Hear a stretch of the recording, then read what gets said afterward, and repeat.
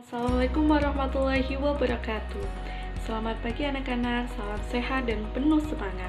Pada kesempatan pagi hari ini kita akan belajar subbab kedua, yaitu penerapan demokrasi di Indonesia. Kita akan belajar tentang bagaimana demokrasi yang ada di Indonesia dari setelah kemerdekaan sampai sekarang. Mengawali pembelajaran pada pagi hari ini, alangkah lebih baiknya kita berdoa bersama. Berdoa menurut agama dan kepercayaan masing-masing. Berdoa dipersilakan.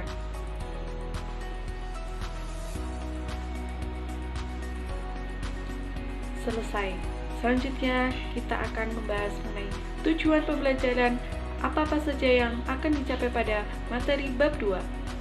Tujuan pembelajaran pada subbab kedua penerapan demokrasi Pancasila di Indonesia yaitu ada 4. Pertama, menjalankan dan menghargai nilai-nilai ketuhanan dalam berdemokrasi Pancasila sesuai dengan UUD 45. Yang kedua, mengamalkan dan menghargai perilaku santun dalam berdemokrasi Pancasila. Yang ketiga, mengidentifikasi pelaksanaan demokrasi di Indonesia. Yang terakhir, menganalisis periodisasi demokrasi. Itu tadi tujuan pembelajaran pada subbab 2 penerapan demokrasi Pancasila di Indonesia. Diharapkan setelah melihat tayangan video ini dan mengikuti pembelajaran dari Disidikdaya, semua siswa mampu tercapainya pembelajaran. Pada pertemuan minggu lalu, kita telah belajar mengenai negara demokrasi dan indikator negara demokrasi. Setelah kita mempelajari materi tersebut, kita tahu bahwa Indonesia merupakan salah satu negara demokrasi. Hal ini terbukti dari perkembangan demokrasi yang ada di Indonesia. Lantas, bagaimana perkembangan demokrasi di Indonesia itu? Demokrasi di Indonesia sudah ada sejak dahulu, sejak Indonesia itu merdeka. Namun, pada saat Indonesia merdeka, elemen-elemen demokrasi itu belum sepenuhnya ada karena Indonesia masih sibuk atau fokus terhadap revolusi kemerdekaan. Oleh karena itu, pada awal kemerdekaan, Indonesia belum mampu melaksanakan pemilihan umum sebagai wujud dari negara demokrasi. Namun, terlepas dari hal tersebut, ada peristiwa-peristiwa seputar revolusi kemerdekaan, yaitu pada tahun 1945 sampai 1945.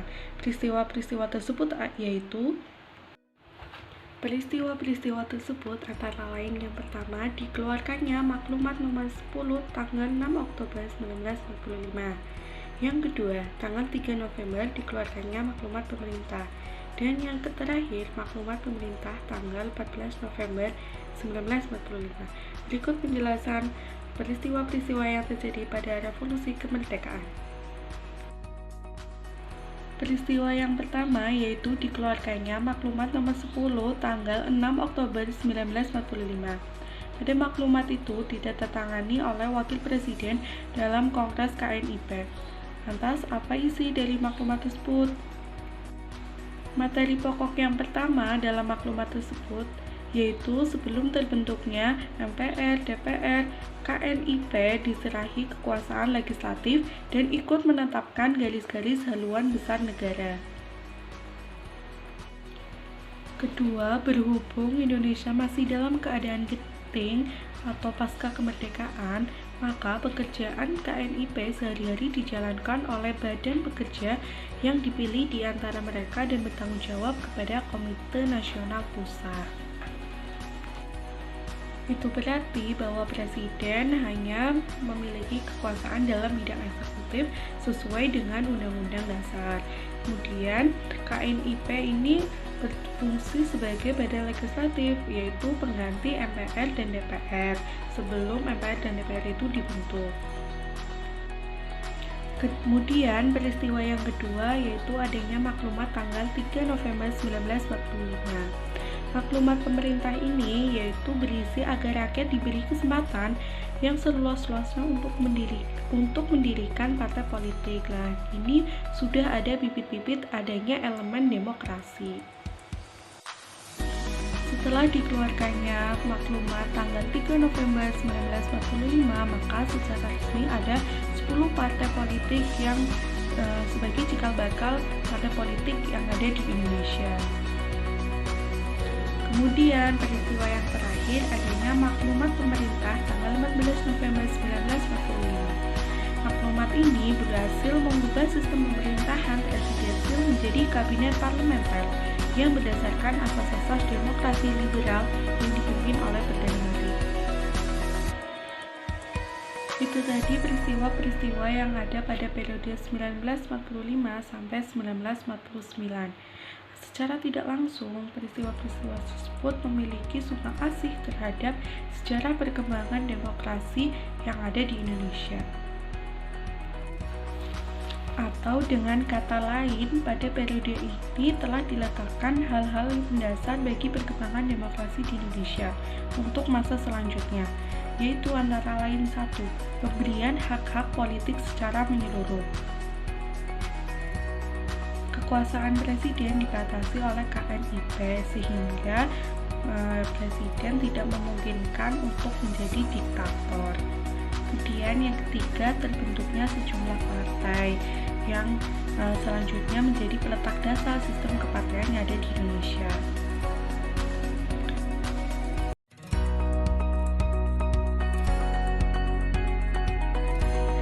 Itu tadi periode pada saat revolusi kemerdekaan. Indonesia pada saat itu masih ada gejolak-gejolak perlawanan dari penjajah dan masih adanya perang-perang di daerah, sehingga Indonesia ini masih fokus terhadap kemerdekaan Indonesia dan bagaimana cara mempertahankannya. Salah satu perlawanan penjajah yang masih ada pada saat revolusi kemerdekaan yaitu adanya agresi militer 1 dan agresi militer 2.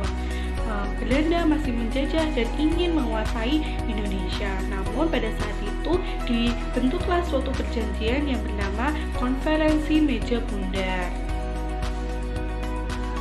Hasil Konferensi Meja Bundar salah satunya adalah bentuk negara Indonesia yang awalnya negara kesatuan dirubah menjadi negara serikat, dan konstitusinya pun adalah konstitusi RIS, yaitu Republik Indonesia Serikat. Oleh karena itu, demokrasi di Indonesia mulai berubah, yaitu menjadi demokrasi liberal. Jadi pada periode 1949 sampai 1959, Indonesia menganut sistem demokrasi liberal, atau biasa juga disebut demokrasi parlementer. Kemudian pada tahun 1950, Indonesia kembali lagi ke UUD. Namun namanya itu UUDS atau Undang-Undang Dasar Sementara 1950. Hal ini dikarenakan banyak rakyat yang menolak adanya negara serikat atau konstitusi RIS. Kurun waktu UUDS 1950 yaitu pada tahun 1950 sampai 1959. Pada saat itu undang-undangnya masih sementara, UUD sementara. Lantas bagaimana pada masa pemerintahan 1950? Demokrasi pada masa UUD sementara ini berlangsung dengan demokrasi liberal atau demokrasi parlementer, sehingga parlemen itu sangat dominan terhadap pelaksanaan pemerintah yang ada di Indonesia. Dikarenakan parlemen itu sangat dominan, sehingga banyak sekali permasalahan-permasalahan yang terjadi pada kabinet. Di antaranya yaitu masalah-masalah politik, masalah-masalah pembangunan, dan masalah-masalah lainnya yang mengakibatkan kabinet-kabinet yang memimpin pemerintahan Indonesia itu selalu berganti-ganti. Namun jika dibandingkan dengan demokrasi sebelumnya, demokrasi pada periode ini itu sudah mulai berkembang dengan adanya pemilihan umum, yaitu pemilu pertama pada tahun 1955. Bahkan pemilu pertama ini disebut sebagai pemilu yang paling demokratis. Lantas, bagaimana hal-hal negatif pada demokrasi periode ini? Ada beberapa hal-hal negatif. Di antaranya yaitu pertama, masa kabinet kerja itu pendek. Jadi masa kabinetnya itu pendek sehingga kabinet harus berganti-ganti. Yang kedua, adanya ketidakharmonisan dalam tubuh angkatan bersenjata. Itu contohnya ada peristiwa 17 Oktober 1952, di mana sebagian anggota ABRI itu lebih condong ke satu kabinet dan sebagian lagi ke Presiden Soekarno.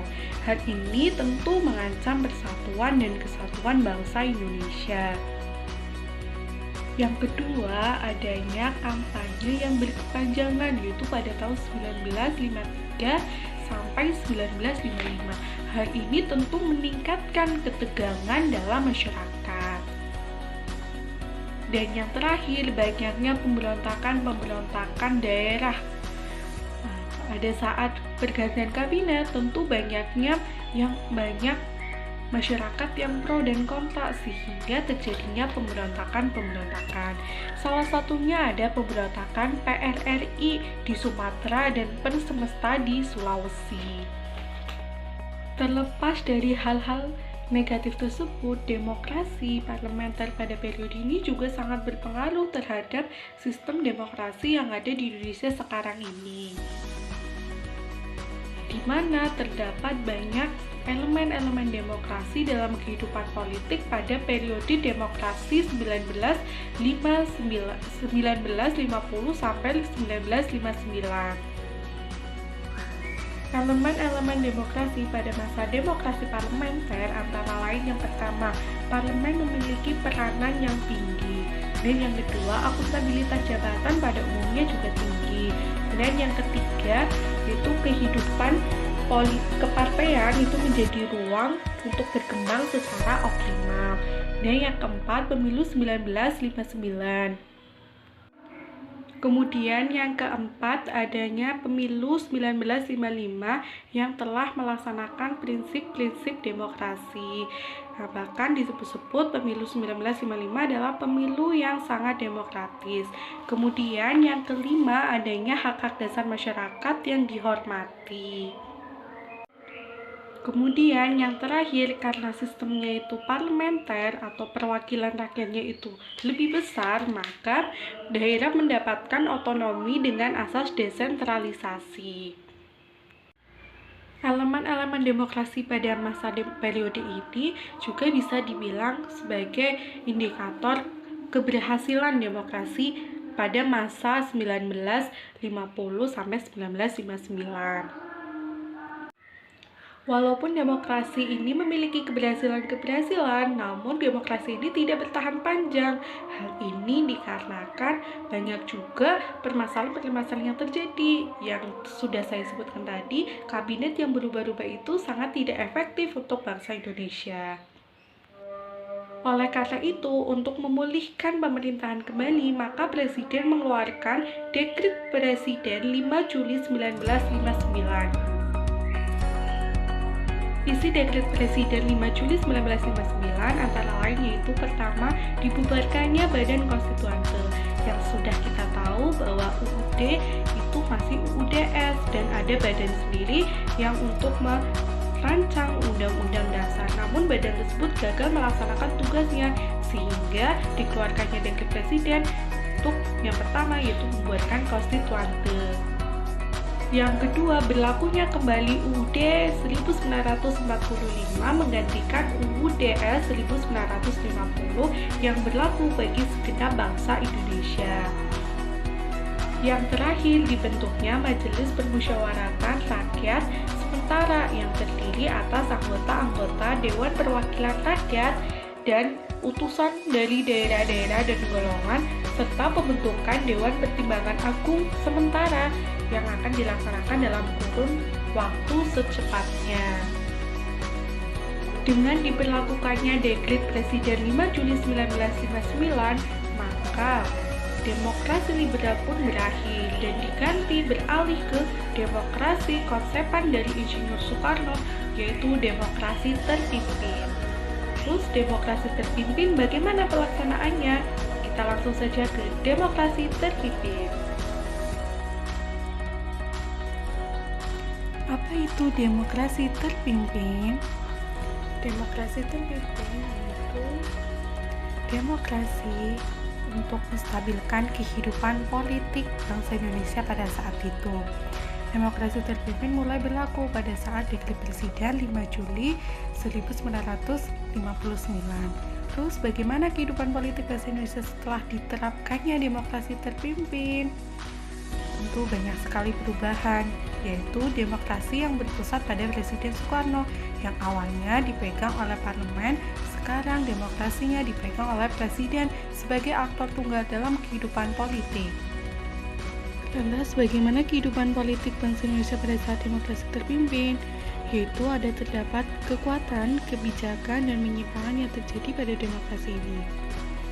Satu kekuatan dan kebijakannya yaitu penemuan kembali revolusi kita, yaitu semangat revolusi, keadilan sosial, dan penyusunan lembaga baru, yang mana itu biasa disebut manifesto politik atau manipol.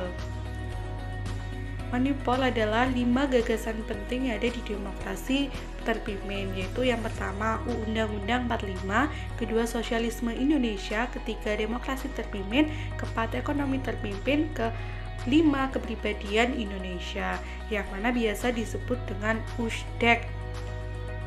Manipol USDEK, di mana itu merupakan ideologi resmi dari adanya demokrasi terpimpin, yang juga sebagai garis besar haluan negara. Apa saja kebijakan demokrasi terpimpin? Yang pertama, peran partai politik itu dibatasi sesuai dengan PP nomor 7 tahun 1959. Dan yang kedua, adanya lembaga baru yang bernama Front Nasional, Presiden Soekarno sebagai ketua, dengan tujuan seperti terlampir memperjuangkan cita-cita proklamasi. Dan yang ketiga adalah Resopim, Revolusi Sosialisme Indonesia dan Pemimpinan Nasional. Kemudian adanya Nasakom, Nasionalis Agama dan Komunis. Namun, beberapa kebijakan tersebut memiliki penyimpangan-penyimpangan, yaitu diantaranya pembubaran anggota DPRD hasil pemilu 1955 oleh Soekarno, membentuk DPR yang baru, DPRG gotong royong, terus anggotanya anggota golongan Nasakom. Seharusnya presiden tidak dapat membubarkan dan membentuk DPR. Kesimpulannya, demokrasi terpimpin itu memiliki ekspektasi, yaitu menciptakan kehidupan berdasarkan pada permusyawaratan dan perwakilan. Namun, realitanya presiden memiliki kekuasaan yang lebih sehingga cenderung diktator. Kesimpulan dari demokrasi terpimpin yaitu yang pertama adanya Dekret Presiden 5 Juli 1959, kemudian adanya GBHN dan USDEK dengan ciri-ciri demokrasi. Yang pertama, melemahkan sistem kepartean, peranan legislatif lemah, kemudian pelaksanaan hak dasar politik warga juga lemah, kemudian terbatasnya kebebasan pers, dan yang terakhir adanya sentralisasi kekuasaan. Itu tadi periode demokrasi terpimpin. Selanjutnya ada periode demokrasi pada tahun 1966 sampai 1998. Oke, kita langsung saja ke materi periodisasi demokrasi yang selanjutnya. Selanjutnya ada pelaksanaan demokrasi pada periode 1966 sampai 1988. Periode ini biasa disebut dengan era Orde Baru. Pada masa era Orde Baru, demokrasi yang digunakan adalah demokrasi Pancasila. Demokrasi pada era Orde Baru yaitu dipimpin oleh Presiden Soeharto, di mana konsep demokrasinya adalah demokrasi Pancasila, dengan visi misinya melaksanakan Pancasila dan UUD 1945 secara murni dan konsekuen dalam segenap aspek kehidupan berbangsa dan bernegara. Inti dari demokrasi Pancasila yaitu menegakkan kembali asas negara hukum, hak asasi manusia baik secara kolektif maupun aspek secara perorangan, di mana penegakan hak asasi manusia itu dijamin oleh negara dan penyalahgunaan kekuasaan dapat dihindari secara institusional. Namun, semakin berjalannya waktu, terdapat berbagai macam penyimpangan-penyimpangan demokrasi Pancasila. Di antaranya yaitu kekuasaan sosial politik yang dikendalikan oleh negara, di mana banyak sekali kebebasan pers yang dibatasi oleh negara. Kemudian, kekuatan sosial politik juga diikutsertakan dalam pemilu pun dibatasi. Kemudian bagaimana ciri-ciri demokrasi Pancasila pada masa Orde Baru atau pada masa demokrasi periode 1966 sampai 1988. Berikut beberapa karakteristik pelaksanaannya. Ciri yang pertama adanya rotasi atau bergantian, di mana kekuasaan eksekutif itu hampir sama sekali tidak ada kecuali pada jajaran daerah seperti gubernur, wali kota, atau bupati, dan kepala desa. Kemudian yang kedua adalah rekrutmen jabatan politik bersifat tertutup. Ini artinya proses pengisian jabatan baik di lembaga eksekutif, legislatif, dan yudikatif bersifat tertutup. Padahal kan seharusnya negara yang demokrasi, semua warga negaranya itu mempunyai kesempatan yang sama untuk direkrut sebagai jabatan politik. Namun pada masa Orde Baru ini terdapat berbagai macam penyimpangan, yang mana banyaknya TNI atau Polri yang juga direkrut politik, yang merangkap menjabat sebagai jabatan politik. Hal ini sangat tidak sesuai dengan demokrasi Pancasila. Kemudian yang keempat adalah penyelenggaraan pemilu berlangsung periodik sebanyak 7 kali, tetapi kualitas pemilu itu masih jauh dari semangat demokrasi. Ciri yang terakhir adalah pelaksanaan hak dasar warga negara yang belum maksimal, seperti kebebasan berpendapat, berserikat, berkumpul, kebebasan pers, dan bersamaan hukum. Kemudian yang terakhir adanya KKN atau korupsi, kolusi, dan nepotisme yang semakin merajalela. Meskipun banyak penyimpangan-penyimpangan pada masa Orde Baru, tidak dapat dipungkiri bahwa pada masa ini juga terdapat banyak pencapaian, diantaranya yaitu pertumbuhan ekonomi yang tinggi, rata-rata 70% pada kurun waktu awal 1990-an. Yang kedua yaitu berswasembada pangan. Dan ketiga, mampu menekan angka kelahiran bayi dengan melalui program keluarga berencana. Dan yang terakhir, berhasil menekan laju inflasi. Itu tadi penerapan demokrasi yang ada di Indonesia pada periode Orde Baru. Selanjutnya ada pelaksanaan demokrasi pada era reformasi, yaitu tahun 1998 sampai sekarang. Berikut penjelasannya. Itu tadi penerapan demokrasi yang ada di Indonesia pada periode Orde Baru. Selanjutnya ada pelaksanaan demokrasi pada era reformasi, yaitu tahun 1998 sampai sekarang. Berikut penjelasannya. Meskipun banyak penyimpangan-penyimpangan pada masa Orde Baru, tidak dapat dipungkiri bahwa pada masa ini juga terdapat banyak pencapaian, diantaranya yaitu pertumbuhan ekonomi yang tinggi, rata-rata 70% pada kurun waktu awal 1990-an. Yang kedua yaitu berswasembada pangan. Dan ketiga, mampu menekan angka kelahiran bayi dengan melalui program keluarga berencana. Dan yang terakhir, berhasil menekan laju inflasi. Itu tadi penerapan demokrasi yang ada di Indonesia pada periode Orde Baru. Selanjutnya ada pelaksanaan demokrasi pada era reformasi, yaitu tahun 1998 sampai sekarang. Berikut penjelasannya. Pelaksanaan demokrasi periode 1998 sampai sekarang itu berawal dari adanya penyimpangan-penyimpangan yang terjadi pada Orde Baru, di mana pada Orde Baru itu terjadi krisis moneter yang juga merembet ke krisis politik. Krisis moneter itu artinya adalah anjloknya nilai rupiah terhadap valuta asing. Kemudian ada juga tekanan untuk meminta Presiden Soeharto mundur dari jabatannya yang berasal dari dalam dan luar negeri. Gerakan itu disebut gerakan reformasi yang dilakukan oleh mahasiswa karena dianggap Soeharto sudah tidak bisa memimpin bangsa ini. Ada 6 agenda reformasi yang dituntut oleh mahasiswa. Yang pertama, amandemen UUD 1945. Yang kedua adalah penghapusan dwi-fungsi ABRI. Yang ketiga adalah penegakan supremasi hukum. Yang keempat, pengadilan terhadap Presiden Soeharto. Yang kelima adalah pelaksanaan otonomi daerah. Dan yang terakhir, ciptanya masyarakat yang bersih dari KKN.